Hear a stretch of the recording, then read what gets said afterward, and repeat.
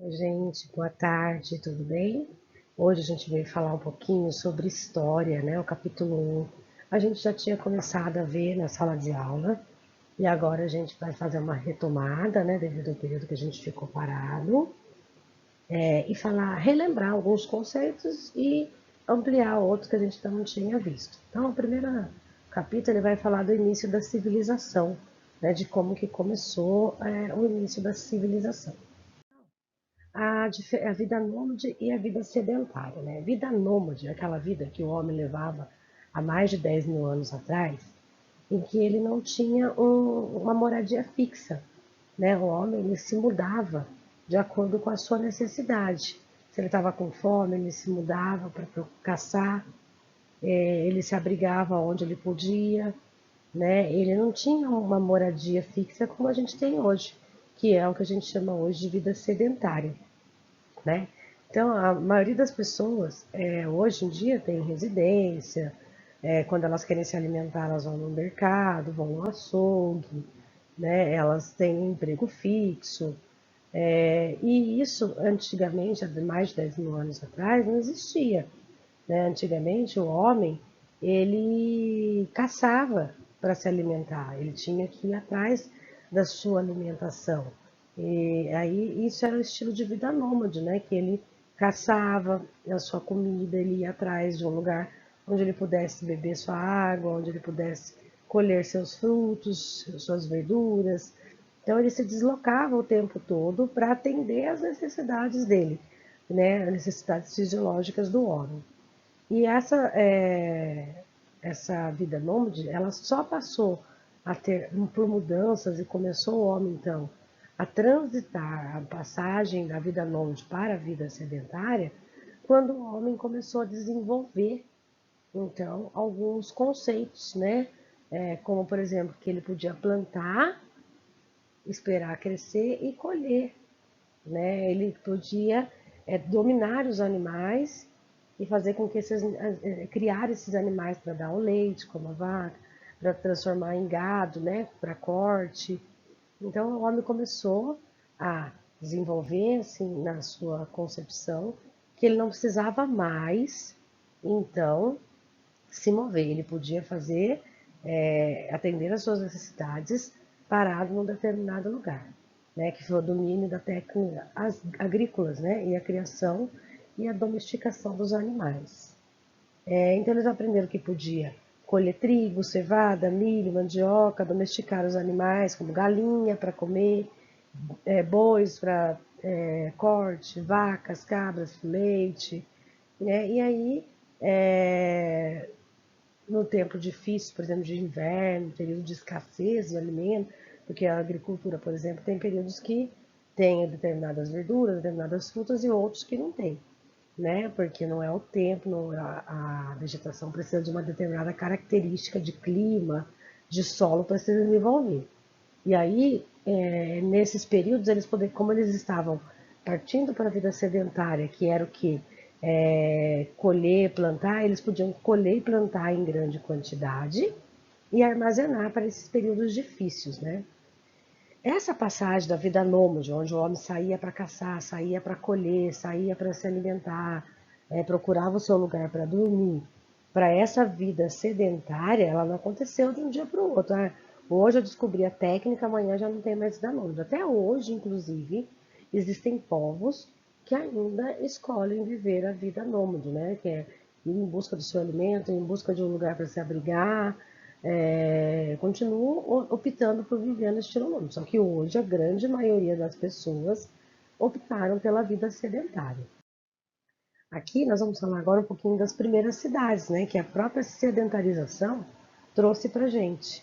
Com essa questão da gente se fixar no lugar, colher, plantar, armazenar o que eu precisava, e não precisar ficar me locomovendo o tempo todo, aí veio também as primeiras cidades, que as pessoas começaram então com a oferta de alimento, de água, de comida e de abrigo, começaram então a se estabilizar num determinado lugar, formando as pequenas cidades, as populações foram crescendo e ficando cada vez maior, depois formando as vilas e as cidades. Uma das primeiras cidades, as mais antigas, é Çatalhöyük, que se formou há cerca de 9.000 anos, lá no sul da atual Turquia.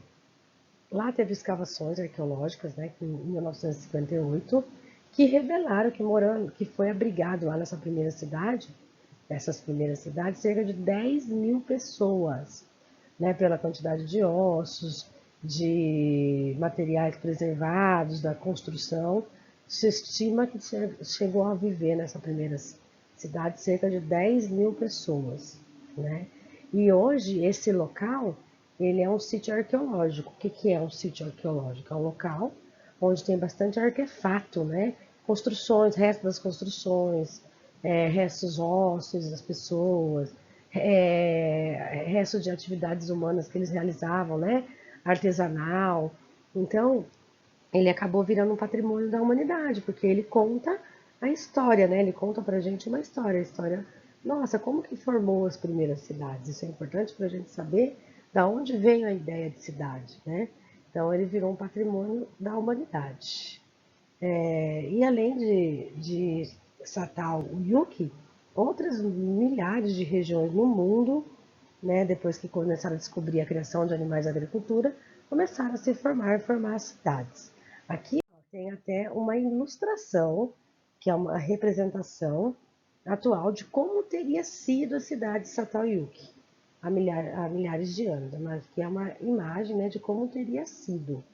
E é importante destacar que, se vocês observarem aí na imagem, a cidade ela foi formada perto do leito dos rios, e isso é uma coisa muito interessante, muito importante, porque a maioria das cidades que se formou na época, elas se formaram perto dos rios, justamente porque o rio ele ajudava, né, a população a, a irrigar, né, manter a sua plantação irrigada. Então, por isso que as primeiras cidades que se formaram, na maioria, se vocês observarem no mapa que tem na página 12 do livro, vocês vão observar que as primeiras cidades se formaram próximas de rios, justamente por quê? Porque o rio ele trazia a facilidade de irrigar essa vegetação para que ela pudesse crescer e produzir para eles poderem armazenar e se alimentarem, né? Além dos animais que também precisavam tomar suas águas, as próprias pessoas, banhos, né? Tomar água. Então, por isso que as primeiras civis não tinha como hoje o encanamento que a gente vai, abre a torneira e toma água, né? E até mesmo o sistema de irrigação hoje, que você pode estar longe do rio, mas tem lá o encanamento, passa e leva a irrigação para a agricultura. Antigamente não, era tudo, né, novo, é uma descoberta. Tinham acabado de descobrir que podia se plantar e colher e guardar essa colheita. Então estava tudo muito recente. E aí por isso a formação, se vocês olharem aí no mapa, vocês vão ver que a maioria se deu por meio de próximo aos rios, devido a essa facilidade. Agora a gente vai falar um pouquinho sobre como que se originou o comércio, né, que a gente conhece hoje, aonde vocês vão lá fazer suas compras no mercado, no calçadão, como que se originou o comércio. O comércio começou a existir a partir desse momento do sedentarismo, né, onde se ampliou o conhecimento da agricultura e da criação de animais. Então começaram a criar gado, criar galinhas, a cultivar, né, as verduras, os legumes, as frutas, e conseguia-se então, a partir desse momento que começou a cultivar, começou a ter uma grande produção, aumentou a produção de alimentos. Então, tanto suplia a necessidade daquelas pessoas que moravam ali nas cidades, e aí começou a ter alimentos a mais, vamos dizer assim. Só que, por exemplo, algumas cidades, elas tinham um tipo, dependendo da região, né, do solo, tudo, tinha um tipo de cultivo. Outras cidades tinham outro tipo de cultivo. Então, o que começaram a fazer? Ao invés de eu ter que plantar de tudo e colher de tudo, começaram-se a pensar, então, no comércio. Então, eu fabricava tijolo, por exemplo, e o meu meu vizinho produzia um outro tipo de por exemplo, um tecelão, um joalheiro, alguma coisa do tipo. E aí a gente fazia as trocas, né? Então foi nisso que nasceu o comércio. Então eu tinha uma coisa, você tinha outra. E aí a gente trocava, porque eu tinha para mim e sobrando. Então eu trocava com você por aquilo que você tinha também para você e sobrando. Para você, quando eu falo, é para a cidade ali, né? Para a população como um todo. Então, surgiu aí o comércio. O comércio no início não era com dinheiro, né? Ele era a base de troca. Então, o que eu tinha, eu trocava com a outra pessoa e ela me dava o que ele tinha para atender as necessidades das cidades, né? Então, é isso aí que vocês vão ler aí nesse capítulo, né? E às vezes a troca era com habitantes da mesma cidade, mas também de outras cidades, de outros vilarejos, de outros campos. Dependia da necessidade do que cada um estava precisando naquele momento, né? Então, a primeira origem do comércio veio com relação a essa questão das trocas. Depois que veio aí entrar o dinheiro no meio da história. As vilas das cidades tinham traços comuns. Então, por exemplo, uma cidade ela tinha a mesma língua, a mesma cultura, a mesma religião. A outra cidade, de outro local, ela também tinha a mesma língua, a mesma cultura, que não necessariamente era igual daquela cidade. Né? Então, como que eu separava as cidades, as vilas? Por meio das culturas que elas tinham, da religião e da língua que elas falavam. Né? E à medida que foi ampliando o conhecimento da, da agricultura, da pecuária, e foi conseguindo armazenar, foi ampliando a questão do comércio, tudo, né, das trocas, devido a esse, começou a aumentar a população, mais gente deixando de ser nômade e passando a ser sedentário. E à medida que começou a ampliar isso, aumentou a população. E aí precisava se organizar, porque você imagina, nós na sala de aula, se cada um fizer uma coisa, vai virar uma bagunça. Então, a gente tem uma rotina de estudo, como eu mando para vocês aí na casa de vocês, para seguir, porque se você não segue a rotina, o que acontece? Você acaba se perdendo, aí você faz o que não é para fazer, deixa de fazer o que é para fazer, e aí depois fica tudo acumulado, né? Então, por isso a importância de uma rotina. E não foi diferente nas cidades e vilas. Começou a aumentar muito, muita gente, então precisava dividir, cada pessoa fazendo alguma coisa, um planta, outro colhe, outro prepara, outro guarda, né? Então, outro faz a comida, então precisava cada um se organizar. Como começou a ficar muito grande, aí sentiu-se a necessidade de existir o Estado. O que é o Estado? O Estado é como nós temos hoje. Nós não temos o governo do Estado. O governo do Estado é a ordem maior, né? Ele fala, decreta e mesmo os prefeitos, eles precisam atender ao decreto do governo do estado, que é a ordem maior, né? Porque é ele que entende do estado como um todo. Cada estado tem seu governo e tem suas regras, e tem suas necessidades. Lá era isso, o estado era um conjunto de instituições que controlava aquele território. Então, dentro daquela vila, daquela cidade, tinha um estado que determinava, ó, você faz isso, você faz aquilo outro, para que a gente possa trabalhar todo mundo em conjunto e não ter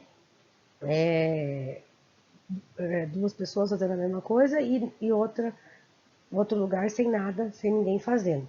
Né? Então é como se fosse uma organização, o Estado é uma organização, como quando a gente vai fazer um trabalho em grupo, a gente tem que sempre ter alguém que lidera, que fala, ó, você faz isso, você faz aquilo, cada um fica com uma parte para que todos possam trabalhar harmoniosamente e fazer com que o trabalho aconteça de verdade, né?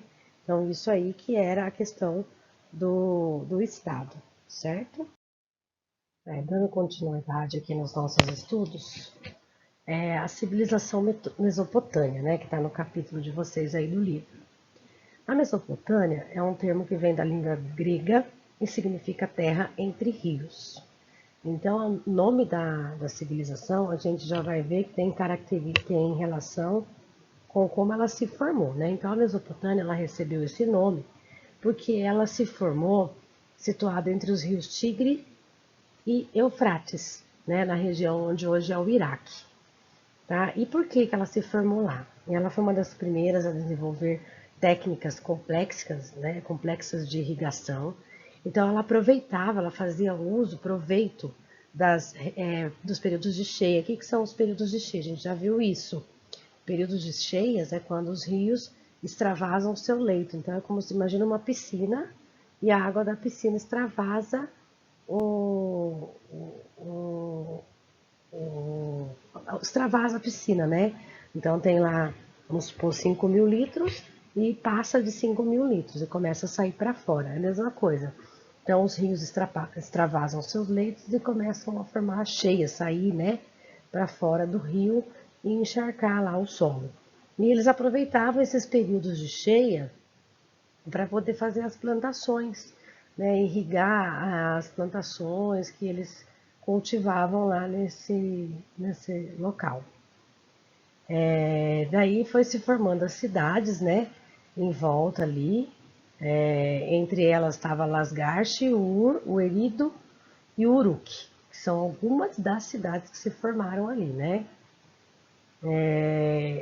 E elas eram cidades com estado independente, então não dependia do estado ali. Cada cidade tinha suas leis, tinha seu próprio governo, tinha suas próprias culturas, né? Não tinha um estado que atingia todas elas. No centro das cidades mesopotâmias havia um templo chamado Zigurate. Nele, os excedentes agrícolas, excedentes são o que sobrava, né? Aquilo que sobrava da agricultura, que não era consumida por eles ali, eram armazenados. Então, permitia alimentar a população na época de fome, até mesmo fazer o comércio, trocar com outras civilizações, com outras cidades, com outros povos, né? E ajudar a financiar o exército para proteger o território e expandir a cidade, se fosse preciso, né? Então, essa é uma característica aí da civilização mesopotâmica. Da onde vem a origem da escrita? Na Mesopotâmia foi desenvolvida a escrita cuneiforme. Tá? É o primeiro sistema de escrita que se tem notícia. Foi o primeiro, né? O pontapé inicial. Os símbolos eram gravados em placas de argila com uma cunha, que parece esses pregos que estão aí, né, na imagem. Inicialmente, essa escrita era utilizada para registrar a contabilidade dos tempos. Então, quantos produtos tinham, quantos eles iam trocar na época, né, pelo quê. Então, era uma maneira deles, se emprestava para alguém, depois eles iam cobrar. Era uma maneira de controle do que eles tinham, de quanto eles iam precisar, de que eles podiam comercializar, né? Então, no começo, a escrita foi usada para esse fim. Aí, com o tempo, ela passou a ser utilizada para também registrar a história, como a gente faz hoje, as tradições que eles criaram, os mitos e até mesmo a literatura, né? A escrita e a interpretação dos símbolos cuneiformes eram tarefas complexas que apenas um pouco dos grupos dominavam. Então, não era todo mundo da civilização que dominava a escrita, era uma coisa mais complexa, né? Então, essa profissão de quem sabia escrever, que era o escriba, né, fazia a escrita das contabilidades, do que ia, do que vinha, do que precisava, era uma profissão muito valorizada na Mesopotâmia, né? Garantia riqueza e privilégio, porque não era todos, era raro quem sabia ler e escrever essa língua aí que a gente está vendo aí. Para se tornar um escriba, era necessário frequentar uma espécie de escola desde criança e fazer uma série de exercícios, até aprender todos os sinais e seus significados em cada uma das línguas faladas na Mesopotâmia. Então não era uma coisa muito fácil não, né, gente? Hoje já é uma coisa que a gente tem acesso e que a gente tem que aproveitar, né? A escrita ela pode trazer muitos benefícios para a gente, né? Tanto na comunicação, como na nossa vida profissional, na nossa vida estudantil. Então, aproveitar que hoje todos temos direito à cultura da escrita, mundo letrado, né? Agora falando um pouco da civilização egípcia. A povoação do Egito começou há cerca de 7.000 anos. Tribo nômades, lembrando que as tribos nômades são aqueles que mudavam-se, né, o tempo todo para garantir sua sobrevivência, vinda de outras regiões próximas, foram atraídas para as terras férteis que ficavam nas margens próximos do rio Nilo e começaram a construir vilarejos locais.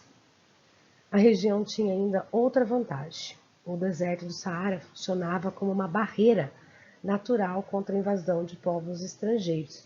Porque para atravessar o deserto do Saara é grande, é muito quente, é difícil, então não facilitava a chegada até eles, né? Porque para chegar até eles tinha que atravessar o deserto do Saara. Então já era uma barreira natural, não precisava se preocupar com exército para garantir ali continuar sobrevivendo naquela região. Com o tempo, esses vilarejos se uniram e formaram dois reinos, um ao norte do rio Nilo e o outro ao sul. Diferentemente da Mesopotâmia, né, os dois reinos foram unificados em um estado centralizado, governado por um faraó há cerca de 5.000 anos. Por que é diferente da Mesopotâmia? Porque na Mesopotâmia a gente viu que cada vilarejo, cada cidade tinha o seu estado, as suas regras, o seu governo. E já na civilização egípcia, eles formaram inicialmente dois, né, reinos, mas depois eles se unificaram, se uniram, e aí tinha um estado que era governado por um faraó, que fazia então a sua administração, né? A centralização do governo, no caso, facilitou a organização do trabalho para as obras de irrigação, garantindo a melhoria das colheitas, permitindo o crescimento das cidades como Tanis, Mênfis, Tebas. Né? A agricultura dependia das cheias periódicas, né? Quando o rio subia, como eu já expliquei, do rio Nilo, e nos períodos de cheia formavam-se os depósitos de humus, né? Que o solo fica bem úmido, fica aquele lodo, né, no solo, e essa substância fertilizava uma estreita faixa de terra nas duas margens do rio. O faraó era visto como um deus, né? Ele era considerado proprietário das terras e riquezas do Egito e exercia o seu poder com a ajuda dos funcionários, soldados, sacerdotes. Os funcionários do faraó controlavam o trabalho agrícola, armazenavam o que sobrava, os excedentes, e eram utilizados no comércio com outros povos para financiar grandes obras, como, por exemplo, a construção dos templos e das pirâmides, né? Como os mesopotâmios, os egípcios eram polietistas, então eles acreditavam em deuses, né? Deuses da água, deuses do sol, deuses dos animais, eles acreditavam em vários deuses. E acreditavam que os egípcios, eles acreditavam que os deuses habitavam os templos e que deveriam ser celebrados pelos seres humanos com cantos, danças e oferendas. Se os deuses não celebrassem, acreditavam que grandes tragédias como doenças, seca e fome poderiam se abater. Então sempre eles faziam grandes festas no templo, né, para celebrações, para celebrar os grandes deuses que eles acreditavam. Os egípcios também desenvolveram um sistema de escrita conhecido como hieroglífico. A palavra hieroglifo significa escrita dos deuses, pois os egípcios acreditavam que a escrita era um presente de deuses aos seres humanos. Os hieroglifos eram escritos com pincéis e tinta sobre folhas feitas com a fibra do papiro, planta típica da região. De seu caule extraíam-se fibras finas e maleáveis, que eram utilizadas na fabricação das folhas de papiro, tecidos, cordas e outros materiais. Agora falando um pouco, gente, de patrimônio cultural. A gente já viu no quarto ano sobre os patrimônios culturais, né? Inclusive, creio que tem aluno que tenha ido lá conhecer alguns patrimônios aqui da nossa cidade. E a gente vai falar um pouquinho sobre esses patrimônios. O patrimônio cultural inclui tudo que é bem que tenha valor artístico, histórico e cultural.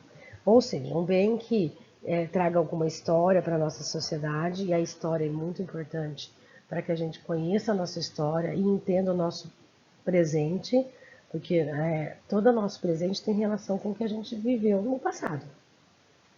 Culturalmente falando, para entender por que as pessoas fazem isso, fazem assim, fazem assado, por que as pessoas têm que casar na igreja, por que as pessoas costumam celebrar isso, celebrar aquilo, a gente entende através dos bens culturais, porque vem da cultura que a gente adquiriu com o passar dos anos. Ninguém inventou essas culturas, né?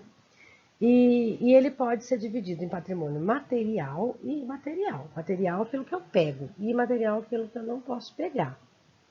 Construções, por exemplo, como as pirâmides, né, os templos, restos de algum templo, de alguma casa, algum móvel, quando a gente vai em algum lugar, né, que tem móveis, como no Parque da Cidade, no Parque da Cidade não, no Vicente Aranha. Então, são patrimônios materiais, né, que está dentro aí do mobiliário, utensílio, máquinas, por exemplo, né. O patrimônio imaterial é construído das tradições culturais, jogos, mitos, lendas, danças, bandas, como a banda de São José dos Campos, são patrimônios imateriais, mas que elas contam de alguma maneira a história daquele lugar, daquela civilização. O patrimônio cultural abrange a história, os costumes, as tradições que caracterizam os grupos humanos. Portanto, pode ser considerado a expressão da identidade do povo. Né? Então, esses patrimônios, tanto material como imaterial, eles caracterizam aquilo que eu expliquei para vocês. Eles trazem para a gente associar o que a gente é com da onde veio tudo isso que a gente conhece como certo, como errado, que a gente faz diariamente, né? Então, tudo tem relação com o passado, com o que a gente já viveu. Né? E os patrimônios culturais, materiais ou imateriais, eles vêm mostrar isso para a gente. Eles vêm trazer essa relação do passado com o presente. Preservar o patrimônio é importante para que a gente mantenha a nossa história viva, que a gente entenda as culturas, as tradições passadas de geração em geração. Né? Patrimônio ele pode ser considerado uma herança que vem passando de geração em geração, né? Desde que a gente se conhece por gente. E a gente tem que aprender a valorizar, a cuidar aí disso com muito carinho, né? Com muito cuidado, porque é através dos patrimônios culturais que a gente vai entendendo a nossa história, entendendo por que a gente por exemplo, São José dos Campos. A gente estudou no quarto ano os patrimônios culturais, os patrimônios que tem em São José, e entendendo a história, a gente entende como que a gente chegou, por exemplo, numa cidade industrializada, né? E tudo isso está relacionado com o passado, com o que a gente viveu no passado. Tá? Então agora, gente, vocês tiveram um resumo aqui com a professora de todos os conteúdos que está no livro para ser estudado. Vocês vão ler com calma, com atenção, reler novamente. Se precisar, assiste o vídeo de novo. E aí depois vocês vão responder as questões que estão no livro, né? E aí depois fazer uma provinha, tá bom? Então, boa sorte, boa prova, muito cuidado, muita atenção. Vocês estão com todo o material em mãos, então leia, tire dúvidas se precisar, né? Que é importante que, mais do que fazer, é que vocês compreendam e façam parte da aprendizagem de vocês, esses estudos, tá bom? Boa tarde, gente. Até a próxima.